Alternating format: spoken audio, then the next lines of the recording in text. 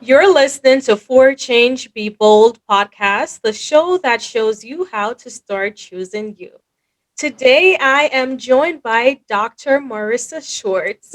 She is the owner of drraciswriting.com, a marketing and writing company ranked the top one social media expert in New York by TomTalk and GenZPublishing.org, a publishing company which has produced six Amazon bestsellers. She holds a doctorate in literature from Drew University and has a master's in communication. She has been featured on Forbes, MTV, broke a Guinness World Record for creating the world's longest chain of bracelet. How long did it take you? It took me about 5 years to make the bracelets, but only 3 days to chain them together. We're gonna talk more about that. She's a best-selling author, speaks professionally about inspiring others through words and entrepreneurship, and was named the voice of the Generation Z by the Community magazine. She seeks to inspire others through words and a positive attitude. Hi, Dr. Marissa Schwartz. Hello, thank you. So excited to have you here. Yeah, So, thank you for the introduction. I appreciate it. you're welcome. So, a fun fact about our guest today, she was on MTV, as you heard earlier in the bio. You remember what song you performed? Yeah, so I am a big rock music fan, or as close to, when I sing at least, I like to sing as close to rock as I can get. So like Kelly Clarkson, that kind of style. But on the show, they had me sing as poppy as you can get. So I did Ellie Goulding. And I had never even heard of her before the show. And yeah, I had to sing Ellie Goulding because it was MTV and it was just very, very pop. I know, right? So, Yeah. we gotta let it burn, burn, burn. That is the song. Yep.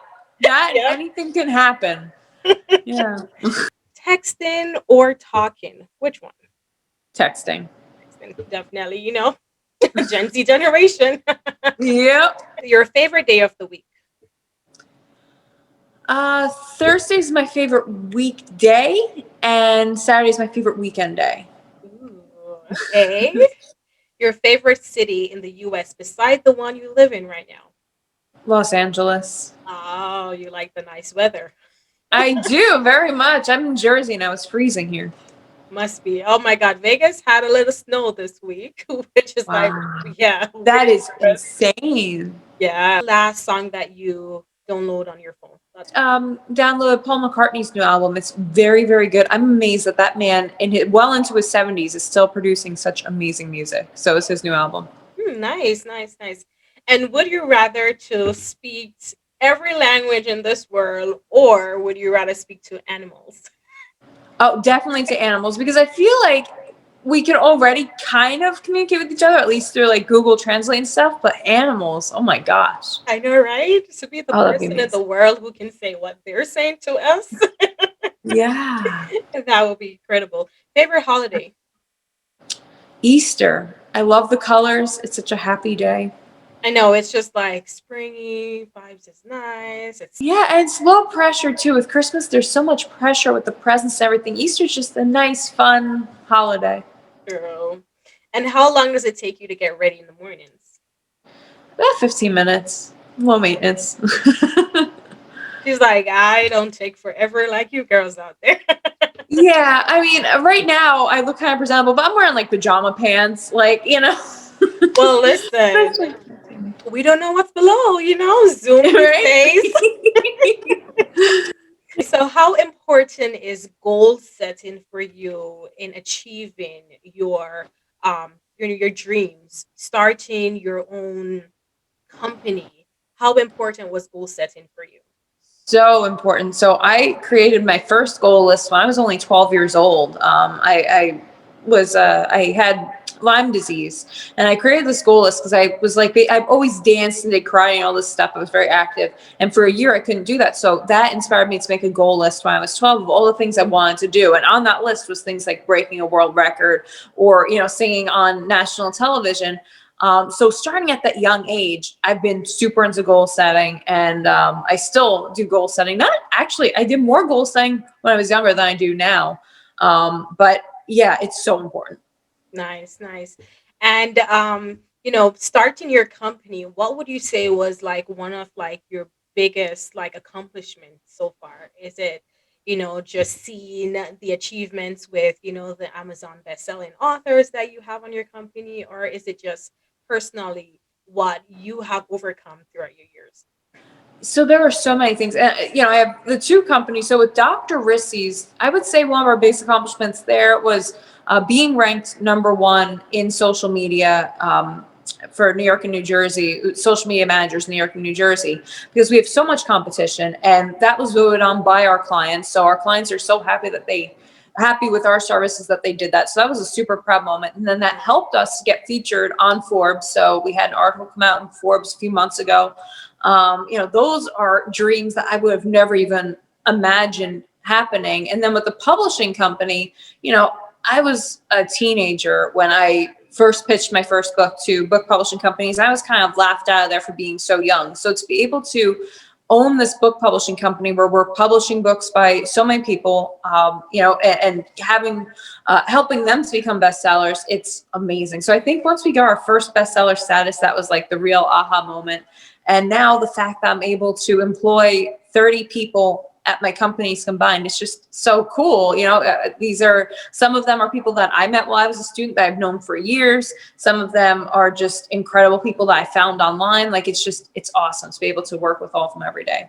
Awesome, and it's so incredible to give back to our economy, like to grow it. So that's awesome. So your first book you wrote at 12, but you published that book at 17. How was that? How was that feeling for you?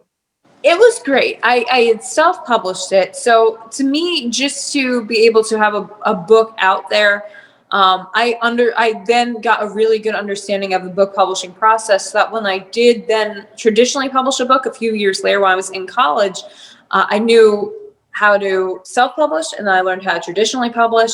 And that really helped me with starting my book publishing company, because I learned both different ways to publish. Yeah. But yeah, it was really neat publishing at such a young age. I remember my vice principal came into our lunchroom and like showed everybody the book. It was just like so cool. Like, I yeah. know. So what would you say like is a big tip that you will give someone who wants to start writing that book or have that idea and they don't Yeah. know what to do or how to start? What is one thing that you would tell them to start doing? Go for it. Just go for it and don't be afraid. It's not going to be solid gold every time you write, but at least if you can get the words down on paper, you can always go back and edit through. But getting it down on paper is often the toughest part. I always just kind of write stream of consciousness, or something else that I do is used to have an hour and a half commute from school to my house. So what I would do is do voice memos my entire drive home and just kind of speak into my phone all of the things I wanted to write. And then when I got home, I would type them up. And in that way, I was able to actually avoid one round of editing, because I was basically self-editing while I was transcribing the voice memos. So, just don't be afraid and just get your thoughts and words out there. Nice, nice. That's a good one because I do that too. Whenever I'm driving and I have like an idea pop in my head, I just take my phone out, start speaking. It's so convenient. It's So awesome. yeah, it is because the ideas come at the I'll say like the most inconvenient times. Yes, definitely. Agatha Christie used to always say that she writes her books, her best books, while she's doing the dishes. I think it's just those mundane, quiet times, because otherwise we're so inundated with, messages and being distracted by the phones, Exactly. that when we are doing chores or driving, that's when we have time to actually think. Exactly. So you like to talk about leadership or you center around leadership. So what is one main leadership quality that a young entrepreneur should embody? Confidence, because confidence without cockiness, confidence that breeds positivity. So I see successful leaders being people who believe in themselves, believe in their team, but who aren't so cocky that they think they can do no wrong and they take shortcuts and stuff. Confidence that is positive, meaning, yes, we can do this, not, oh yeah, we got this and everybody else is dumb. That's the wrong kind, but yes, we've got this. That's the right kind of confidence. Nice. So confident. Make sure that you are confident in yourself and your brand.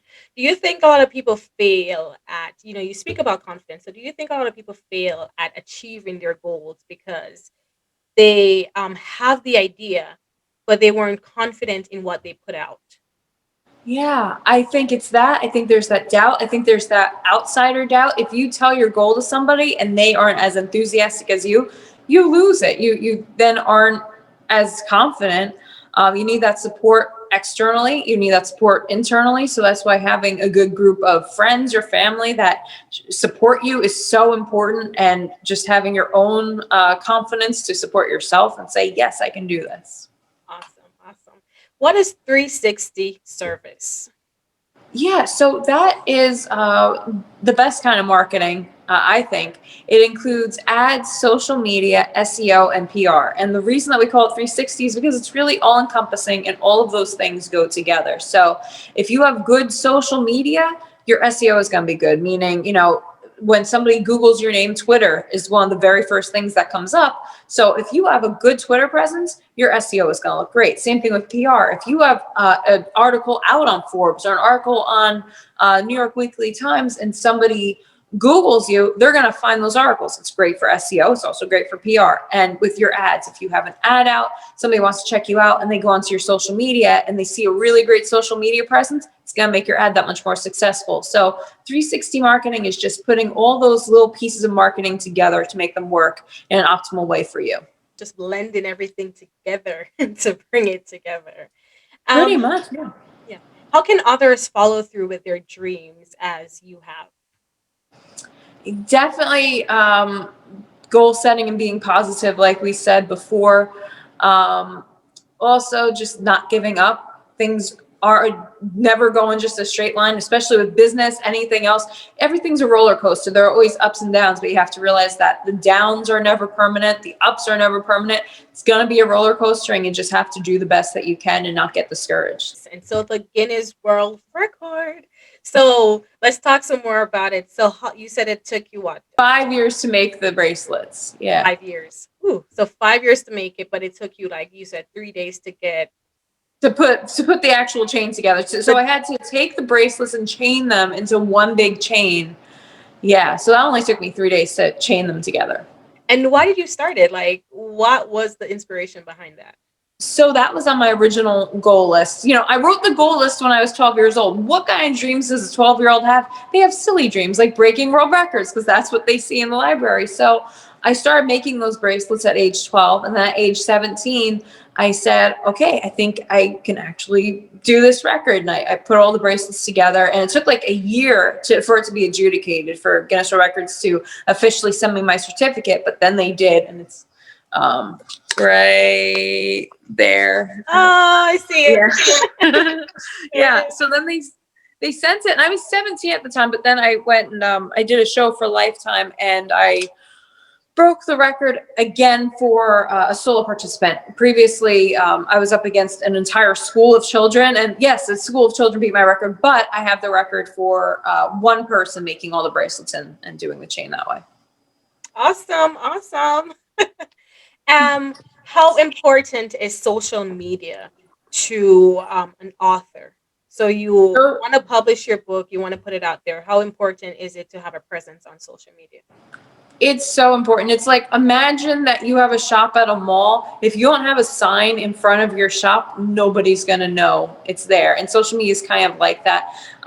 If you have a good book out there and it's on Amazon and stuff, you can definitely sell a lot of copies, but you can sell so many more if you have a good social media presence and people can follow you. And if you release another book, you already have that built-in audience. They liked your first book, they're going to want to read your second book.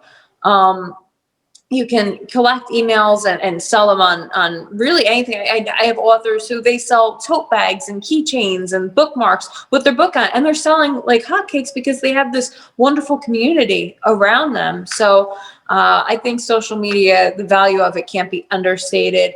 And social media includes Facebook, Instagram, Twitter, LinkedIn. It also includes newer social media platforms like TikTok, or And the search new engine one, platforms. Clubhouse. Yeah, like Pinterest. They're great. And so drwriting.com, what can it provide to anyone right now who's like, I have my book, but I need to put it out there? What are the services that we can get from your company? Yeah, so Dr. Rissi's actually, we work with not just authors, we work with all kinds of small businesses, a lot of people in the medical industry. And typically, we have like an onboarding process where we interview the client and we figure out their branding, because branding is everything. We use that same branding for your ads, for your PR, for your social media. So we interview them and we figure out, okay, what is their voice? Are they going to be humorous? Are they going to be strictly professional? And we create our posts and our articles all around that. And then we put that out there based on that. Nice. And is there levels to it, or is it just one flat platform for everyone? Yeah, no, we do have different levels based on where the client is. Some clients, depending on, so we work with a lot of chiropractors, so they have a lot of foot traffic. So we wouldn't do like a big national ad for them. We would do some local ads. So that's a much different package than one of our other clients who, we have clients who are selling health and wellness products online. They're getting a completely different package because they are looking for conversion ads, and they're much bigger. And since they're national, we can pitch them to places like Forbes and Entrepreneur, whereas, somebody regional, yeah, they're Yeah, not as prone to needing that kind of big PR package. understand. And then so your book, you have multiple books, not just one book that you wrote or you published at 17. So what are some other books that you have right now? Yeah, so I personally, my first book was about contests. So that was another reason why I broke the world record. It was to promote that first book that was about contests. Then I wrote a memoir. Then I wrote a book about writing. And then I wrote a book about business. And then my last book is called Nihilistic Libertarianism in Pop Culture. And that was my doctoral dissertation. And it basically just talks about how in so many pop culture movies and books that are really popular, the main characters are pretty anarchistic. And I kind of did some research into why are we so drawn to these anarchists, and what does that say about our society, and is it inherently a bad thing? So that was my latest book that I personally wrote, and then my company publishes about 1 to 2 new books every month from our authors. Your social media and handles where we can find you, get in contact with you. Yeah, so I am Morissa Schwartz pretty much everywhere. That's Morissa with an O. I'm also Dr. Rissi everywhere. I have Dr. Rissi as my business's accounts, and Morissa Schwartz as my more personal accounts. Account. So we can look for you on Instagram, and definitely go over to drrissyswriting.com if you need help with publishing your book, or not even just publishing your book, but if you want social media content. Yes. Is there any last minute tip or strategy that you want to share? The biggest thing I can say is just be positive and believe in yourself. And there's a reason that cliches are cliches. It's usually for a reason. People say believe in yourself because it really does work. So believe in yourself, and you can do it. Thank you so much for being a part of For Change People podcast. Well, thank you. Thank you so much. It was a pleasure.